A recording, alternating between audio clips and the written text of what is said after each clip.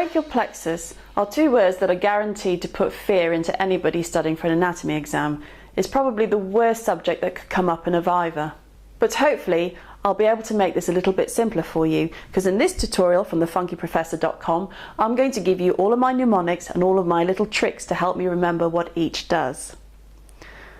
Now, the brachial plexus is formed by the union of the ventral aspect, or the ventral rami, of nerve roots C5, C6, C7, C8 and T1. There are different sections to the brachial plexus, and these are the roots, the trunks, the divisions and chords. Now this can be confusing, so I have the mnemonic: read the details carefully. Read R is for roots, the T is for trunks, details D divisions, and carefully C is chords. Now how many of each? Well, think of the numbers 5363. That's 5363. 5 roots, 3 trunks, 6 divisions and 3 chords. Now the roots lie in the interval between the muscles scalenus anterior and scalenus medius. The trunks pass through the posterior triangle of the neck. The divisions are behind the clavicle, and the chords are in the axilla. So anything above the clavicle, i.e. the roots and the trunks, are supraclavicular, and anything below, which is the chords, are infraclavicular. So how do we get from the roots to the chords?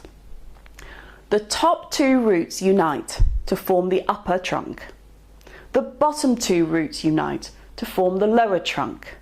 So that C5 and C6 form the upper trunk, C8 and T1 form the lower trunk, and C7 is just fine, thank you very much, on its own.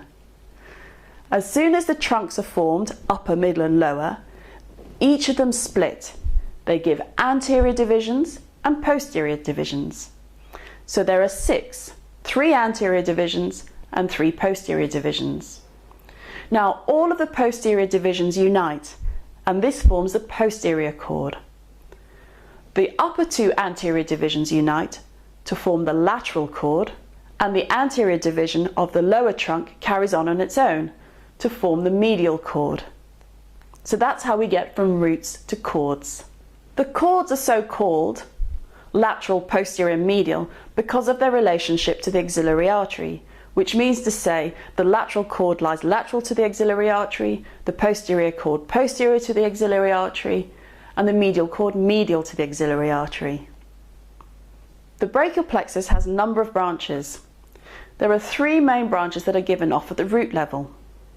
The first one is the dorsal scapular nerve, which is derived from C5. The dorsal scapular nerve supplies 3 muscles on the back of the trunk. These are the levator scapulae, rhomboid minor and rhomboid major.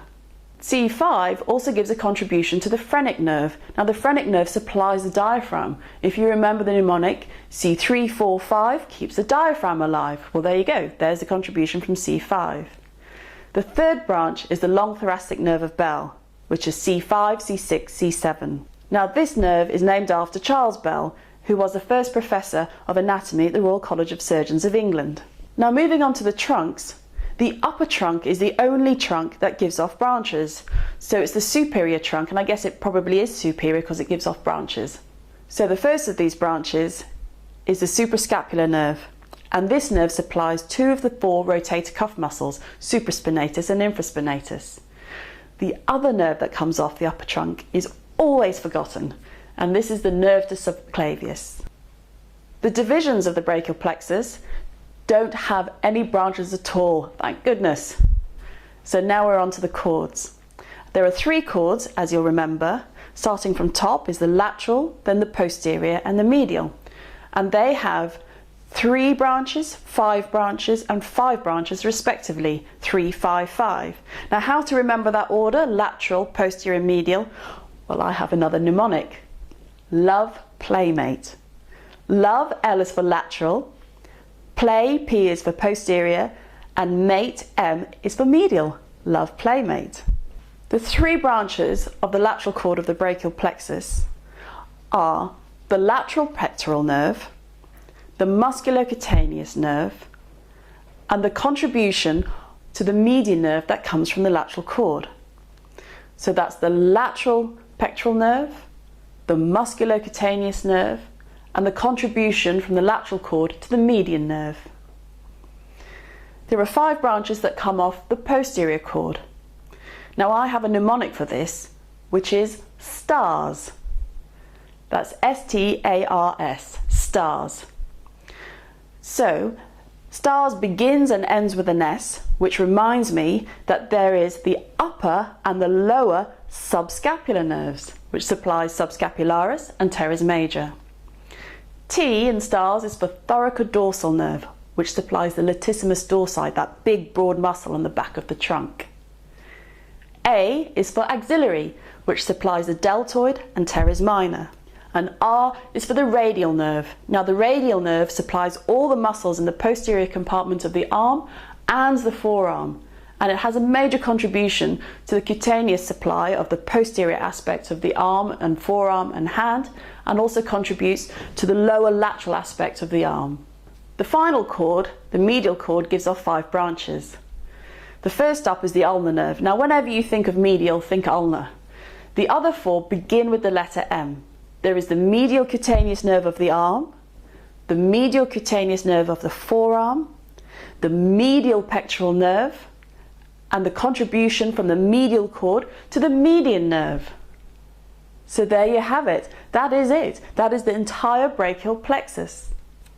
So to summarise, the brachial plexus arises from nerve roots level C5, C6, C7, C8 and T1. It has roots, trunks, divisions and cords. The upper 2 roots combine to form the upper trunk, the lower 2 roots combine to form the lower trunk, and C7 goes it alone in the middle to the middle trunk. Each of these trunks divide into anterior and posterior divisions. All the posterior divisions unite to form the posterior cord. The upper 2 anterior divisions combine to form the lateral cord, and the anterior division of the lower trunk continues as the medial cord. There are 3 nerves to remember from the roots. These are the contribution of C5 to the phrenic nerve, the dorsal scapular root from C5, and the long thoracic nerve of Bell. The trunks have 2 branches from the upper trunk. This is the suprascapular nerve and the nerve to subclavius. The divisions, thank goodness, have no branches whatsoever. And then we have 3-5-5 from my mnemonic Love Playmate. The love for lateral has 3 branches, which are the lateral pectoral nerve, the musculocutaneous nerve, and the lateral contribution from the lateral cord to the median nerve. The next one, play, P for posterior, Love Playmate, remember, has 5 branches. The mnemonic here was STARS. Begins with an S, ends with an S. So that's the upper and lower subscapular nerves, the thoracodorsal nerve, the axillary nerve, and the radial nerve. The medial cord, if you'll remember, also has 5 branches. The ulnar nerve, always think medial and ulnar together, and then the 4 ends. The medial cutaneous nerve of the arm, the medial cutaneous nerve of the forearm, the medial pectoral nerve, and also the medial contribution from the medial cord to the median nerve. So you see, once you break it down and look for associations, actually, if I dare say it, the brachial plexus is not that bad.